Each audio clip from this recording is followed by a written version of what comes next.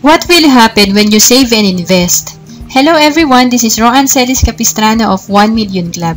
In this video, we will discuss the reward of saving and investing. Paano kung nagsisave ka at nag-i-invest ng 26,000 per year for 7 years?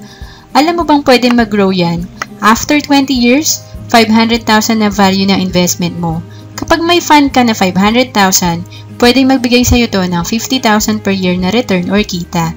Merong mga investment plan para sa ganitong savings at ang maganda dito, majority may kasamang insurance. Kaya may investment ka na, may insurance ka pa. Meaning, kung may mangyari sa'yo, may makukuhang malaking pera ang pamilya mo. Kung wala namang mangyari, syempre magagamit mo to sa retirement mo. Yun naman talaga goal natin.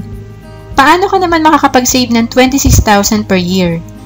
Marami namang paraan like isave mo ang 13th month pay mo. O kaya bawasan mo yung pagsha-shopping mo per week. Like pagbili mo ng shoes and clothes, makakaipon ka din ng 2,000 per month kung gagawin mo yan. At syempre dahil uso ngayon ng selfie sa mga restaurant, huwag kang papadala sa uso. Kasi yung worth 500 na ulam sa restaurant, nasa 200 to 300 lang kung magluluto ka sa bahay. I'm sure pag nagluto ka na lang sa bahay, makakatipid ka ng 2,000 per month. Marami pang paraan para makaipon. Pero bakit konti lang ang nag-iipon? Kasi di nila nakikita yung value ng savings and investment. Halimbawa, balik tayo sa sample natin kanina, na 26,000 savings for 7 years will give you 500,000 investment fund after 20 years.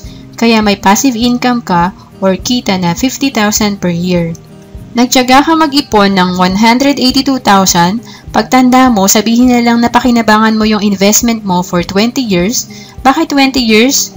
Nag-assume tayo na until 70 years old ka lang nabuhay at yung investment mo nagsimula magbigay sa'yo ng kita nung ikaw ay 50 years old.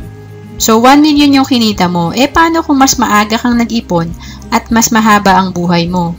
Mas malaki sa 1 million ang return ng investment mo. I hope di ka gumaya sa majority. Majority kasi are choosing the hard way. They just spend, spend, spend. Majority are so focused on spending money.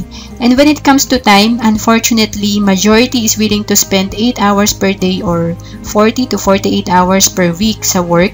Pero pagdating sa financial planning, kahit yata 30 minutes, di mabigyan ng oras. Kaya marami ang problemado sa pera. Choose to save and invest. Sabi nga ni Brian Tracy, the price of success must be paid in full, in advance. To learn more about investments, register to our webinar or online seminar about personal finance. You may visit www.1millionclub.com. You may also check the link below to register to our free financial checkup or email me at roan@1millionclub.com. Thank you for watching this video.